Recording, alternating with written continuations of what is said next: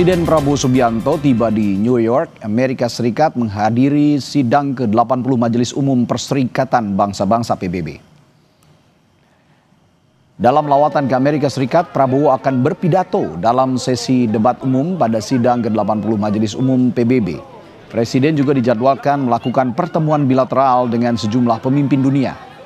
Kehadiran Prabowo menegaskan komitmen Indonesia untuk terus berkontribusi aktif dalam upaya menjaga perdamaian, memperkuat kerjasama global, serta memperjuangkan kepentingan nasional di tingkat dunia.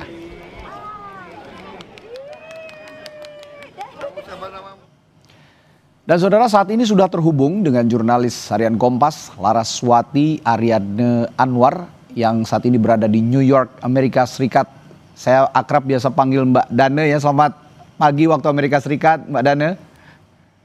Pagi Radi, pagi para pemirsa Kompas TV. Baik, Mbak Dane, jelang pembacaan pidato pada sidang umum PBB, apa saja agenda Presiden Prabowo selama di New York? Apakah sudah ada informasi mengenai poin apa yang akan diungkap ataupun dihantarkan oleh Presiden dalam pidatonya nanti?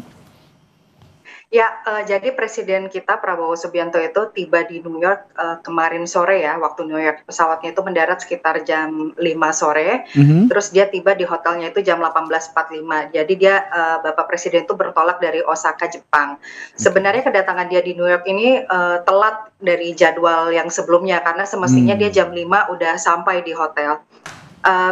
Untuk agendanya Presiden, untuk hari ini di hari Minggu 21 September 2025 di New York belum ada agenda di luar, dia masih koordinasi internal katanya. Pak Presiden baru akan datang ke Sekretariat Jenderal PBB nanti pada Senin tanggal 22 September. Nah, di situ dia belum berpidato untuk di debat umum. Debat umumnya itu Selasa tanggal 23 September, tapi hari Senin itu penting sekali dan mungkin menurut saya itu salah satu hari yang bersejarah bagi PBB karena di situ akan ada diskusi mengenai pengakuan solusi dua negara untuk Palestina, dan Indonesia seperti yang kita ketahui kan adalah pendukung setia dari solusi dua negara itu. Jadi Presiden Prabowo dia akan berpidato di sana dan dia juga akan berpidato untuk membahas solusi dua negara itu antara lain dengan Presiden Prancis Emmanuel Macron. Oke. Baru pada 23, kenapa Reddy? Ya, baik, silakan Mbak Dana diteruskan.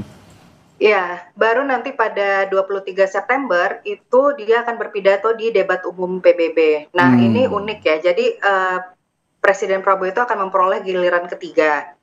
Jadi tradisi di PBB itu adalah giliran pertama itu selalu Brazil yang pidato, karena dulu waktu ceritanya waktu PBB itu baru ada, kan mereka setiap kali membuka sidang umum selalu bertanya, ayo siapa yang mau pidato duluan, dan Brazil itu selalu yang mengangkat yang saya duluan gitu. Jadi sejak 1955 itu tradisinya adalah Brazil selalu menjadi pidato yang pertama, yang kedua Amerika Serikat selaku tuan rumah.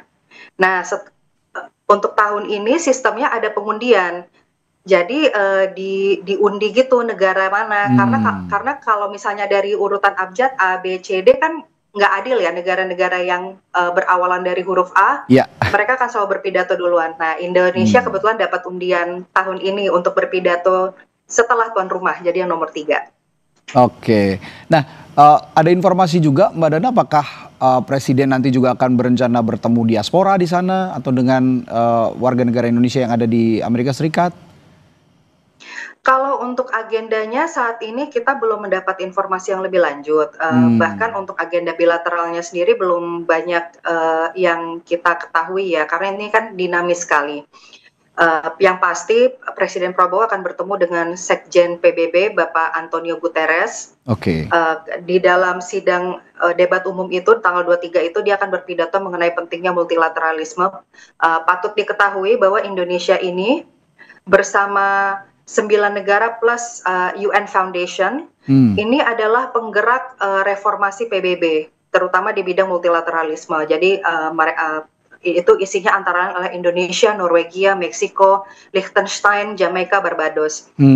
Ini adalah negara-negara yang menganggap bahwa PBB itu penting, tetapi sistemnya itu sudah mungkin bisa dibilang ketinggalan zaman dengan situasi sekarang. Karena sekarang ini kan negara-negara yang dulu mungkin kuat ketika PBB baru dibentuk, sekarang pengaruhnya ya tidak sekuat dulu. Negara-negara yang dulunya bukan siapa-siapa, salah satunya Indonesia, India, Cina, Brazil, sekarang memiliki pengaruh yang lumayan signifikan gitu. Nah, Ya.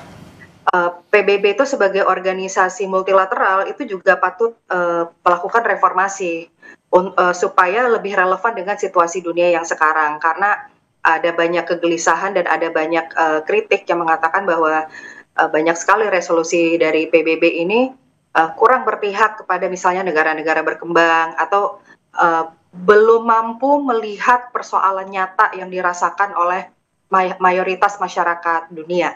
Seperti itu, Radi. Baik, selain pidato di sidang umum PBB, tadi Anda juga sempat menyinggung Mbak Dana soal kemungkinan adanya pertemuan bilateral dengan pemimpin-pemimpin negara lain yang juga hadir dalam forum yang sama. Nah, kira-kira negara mana saja yang sudah terlihat kemungkinan akan juga menjalin komunikasi bilateral dengan presiden kita?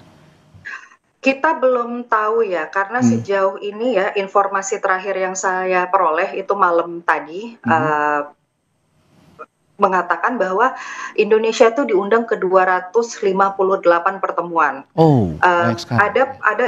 Ada banyak sekali gitu. Jadi ada pertemuan yang memang mandatory yang artinya wajib dilakukan, dan ada pertemuan yang mulai dari tingkat kepala negara, tingkat menteri sampai ke direktorat jenderalnya. Nah, ini belum tahu karena dari pihak Sekretariat Presiden dan Kementerian Luar Negeri sendiri kan masih memilah ya mana yang benar-benar signifikan yang emang harus dihadiri oleh presiden, mana yang bisa diwakilin gitu. Jadi ini kan masih sangat dinamis ya, dan masih ada 1 hari, 2 hari lagi bahkan sebelum yang dia debat umumnya itu. Jadi kita sendiri juga masih bertanya-tanya. Tapi yang jelas pertemuan-pertemuan ini juga membahas tentang isu ketahanan pangan, tentang mitigasi krisis iklim, tentang lingkungan. Karena kan Bapak Presiden juga selain Bapak Menteri Luar Negeri Sugiono kan beliau juga datang membawa sejumlah menteri lain yang memiliki keterkaitan gitu kan dengan bilateral ini, antara lain ada Menteri Hak Asasi Manusia, yaitu Menteri Ketahanan Pangan, Menteri Kesehatan. Ya, kita sangat-sangat menantikan sebetulnya ya. Ini adalah momen yang bersejarah untuk Indonesia. We're looking forward to see our president in front of the United Nations gitu ya, di PBB, yang sering kali juga kita melihat presiden-presiden kita sebelumnya menyampaikan, atau pemimpin-pemimpin kita sebelumnya menyampaikan sesuatu. Tapi tentu saja Pak Presiden Prabowo ini yang tadi juga sudah diungkapkan oleh Mbak Dana punya concern khusus terhadap isu-isu tertentu.